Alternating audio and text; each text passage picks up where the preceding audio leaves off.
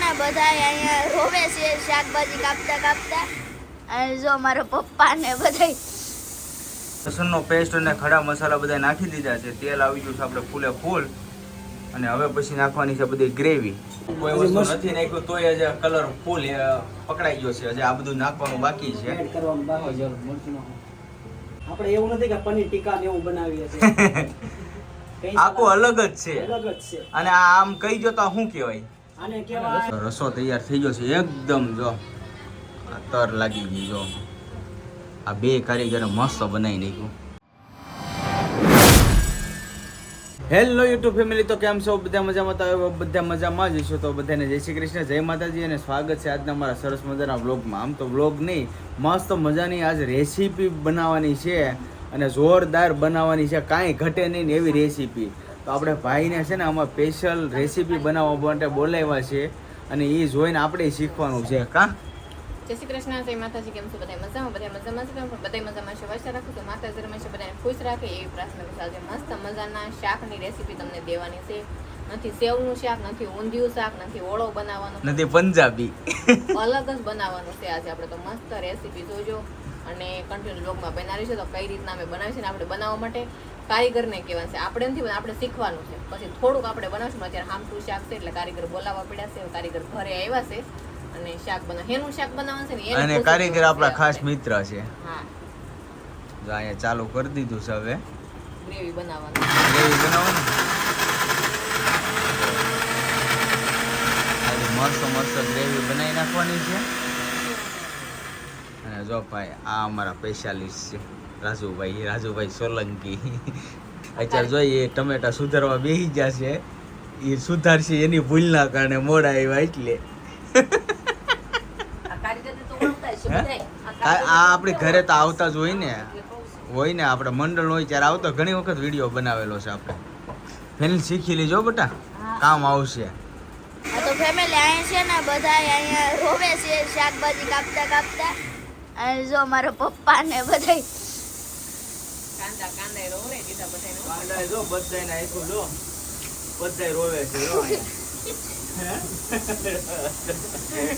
બહુ ડેન્જર છે હો ભાઈ કાંદા.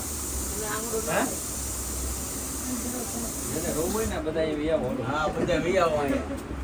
આ કાંદા સુધારવા વિયાવો. કાંદા સેવી કરી દીધી હવે.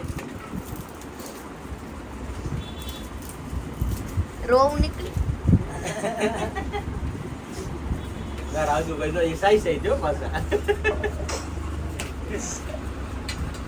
તો ફેમિલી બધી સરસ મજાની ગ્રેવી બની ગઈ છે. આદુનો પેસ્ટ બની ગયો છે અને આ કાજુ, સિંગદાણા, તલનો બહુ મસ્ત પેસ્ટ બની ગયો છે. હવે ગ્રેવી બનાવવાનું સ્ટાર્ટ કરવાનું છે. બરાબર ને રાજુભાઈ? બરોબર છે બધું. હવે જો આ રાજુભાઈ છે ને અમારે એ લીંબુ છે ને હવે નીચવી નાખે છે.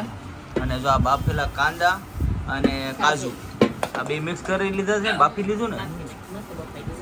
હા, મસ્ત સુગંધ આવે. એની ગ્રેવી કરી નાખવાની.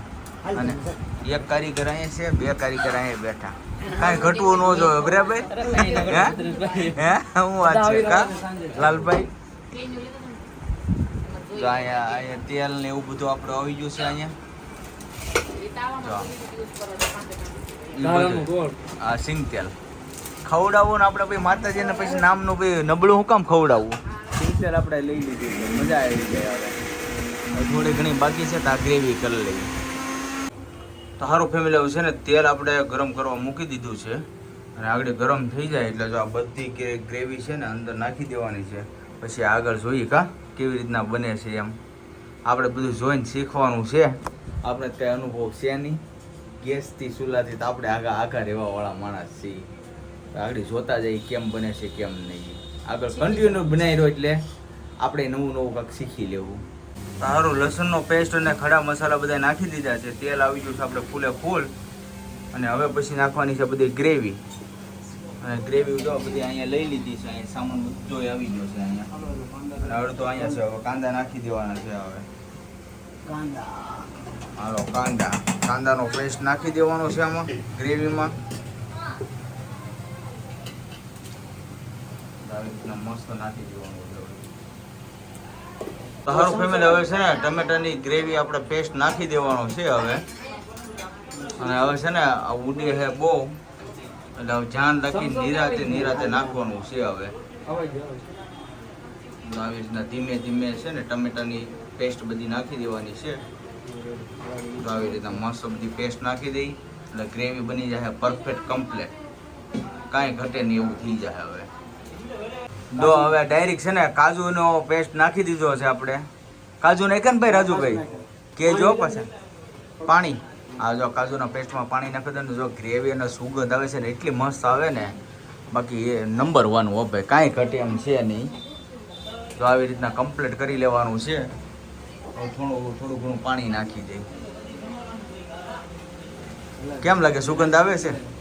હે મસ્ત છે. આપણે અલગ વસ્તુ જ ખવડાવવાની છે બધાને, કોઈએ ખાધી ન હોય ને એવી.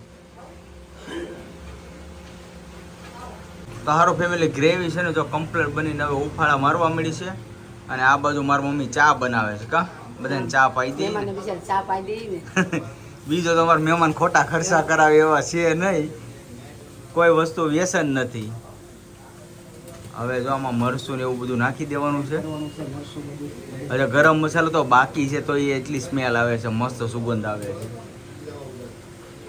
કોમેન્ટ એટલી આવી જોવે ને, ફૂલે ફૂલ કોમેન્ટ આવી જોવે.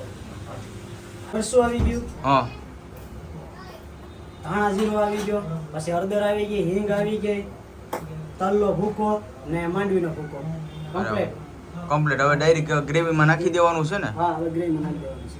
જો ગ્રેવી મસ્ત પાકી ગઈ છે આપણી. હવે ગ્રેવી ડાયરેક્ટ ગ્રેવીમાં નાખી દેવાનું છે. હવે આમાં એડ કરી દેવાનું છે આપણે. હવે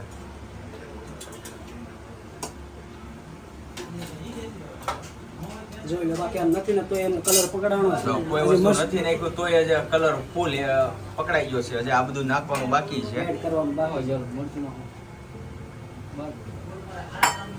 મરચું એડ કરી લીધું છે. હવે બધો મસાલો આવી ગયો, હળદર ને ધાણા જીરું ને હિંગ ને બધી વસ્તુ આવી ગઈ છે.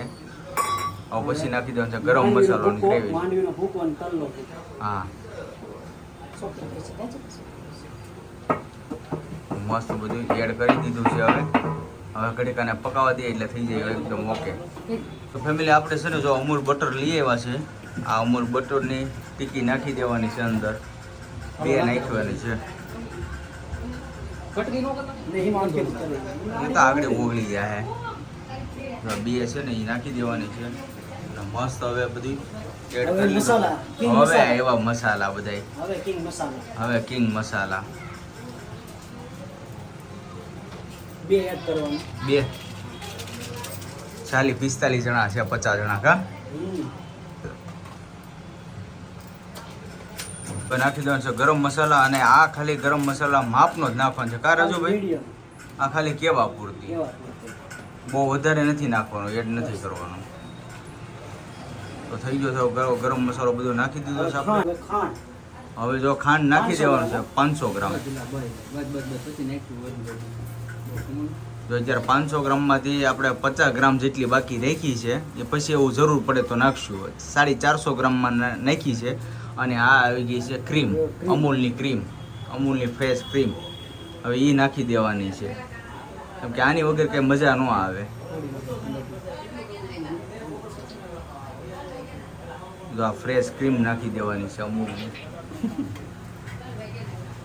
આથી સ્વાદ ને મસ્ત આવે કા.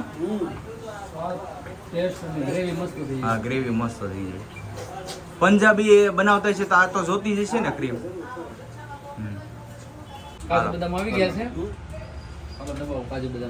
કાજુ બદામ અને પનીર આવી ગયું છે મસ્ત. હવે પનીર નાખી દેવાનું, એડ કરી દેવાનું છે. આપણે એવું નથી કે પનીર ટીકા ને એવું બનાવીએ છીએ. આખું અલગ જ છે. અલગ જ છે. અને આ આમ કહી જો તો શું કહેવાય? આને કહેવાય રસો સાપડી. રસો સાપડી. રસો ફૂલ ગ્રેવી વાળો રસો. હવે આવી ગયા કાજુ, એડ કરી દેવાના. હાલો, કાજુ એડ થઈ ગયા.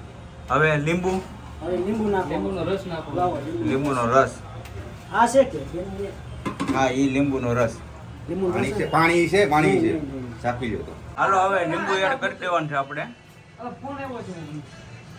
આ લીંબુ મસ્ત એડ કરી દીધું કમ્પ્લેટ. હવે ઠળવા દેવાનું કા. હા, સારું ફેમિલી, હવે છે ને આપણું શાક મસ્ત બનીને ગ્રેવી કમ્પ્લીટ થઈ ગઈ છે રસાવાળું. રસો તૈયાર થઈ ગયો છે એકદમ. જો આ તર લાગી ગઈ. જો આ બે કારીગરે મસ્ત બનાવી નાખ્યું. રેડી ને? રેડી. હવે ચાલે કોથમીરી. કોથમરી એક જ વસ્તુ નાખવાનું એડ કરવાનું બાકી છે. ધાણા. બાકી ધાણા, દેશી ભાષામાં ધાણા. ધાણા જો ધાણા એડ કરી લે. પ્યોર ઓરિજિનલ કાઠિયાવાડી, કાંઈ ઘટે નહીં. બાકી એક નંબર બન્યું છે. અને ખાસ કરીને ઘરે છે ને એકવાર તમે બનાવજો. કોઈ વસ્તુ કાંઈ નથી નાખવાનું, ઓનલી ઓન કાજુ અને પનીર. અને બીજું જે વસ્તુ કીધું ને, કોઈને જરૂર હોય તો પછી હા ભાઈને ઓર્ડર દેજો. આ બે ભાઈઓને ઓર્ડર દેજો. ખાસ કરીને મસ્ત કોમેન્ટ કરી નાખજો. જો આ ધાણા એડ કરી દીધા. જો તો પનીર ને કાજુ ઉપર તરવા મળ્યા છે. હવે મસ્ત બધું બની ગયું છે. તો મસ્ત કોમેન્ટ કરી દેજો. અને રેસીપી જો જોરદાર, એટલે કાંઈ ઘટે એમ નથી એવી રેસીપી બનાવી છે. 2 કલાક 2-2.5 કલાકમાં ઓછી મહેનતમાં ઝડપથી કાર્ય સારું બને એ વસ્તુની રેસીપી બને છે. તો હવે કાંઈ નહીં, આજનો વ્લોગ આપણે અહીં કરશું પૂરો. તો આજનો વ્લોગ કેવો લાગ્યો ખાસ કરીને કોમેન્ટમાં જણાવજો. જો તમને ગમે તો લાઇક કમેન્ટ શેર કરવાનું ભૂલતા નહીં. અને ચેનલમાં પહેલી વાર આવ્યો તો ચેનલને સબસ્ક્રાઈબ કરી લેજો. તો સારું, ફરી મળીશું નવા વ્લોગની સાથે. ત્યાં સુધી બધાને જય માતાજી, બાય બાય.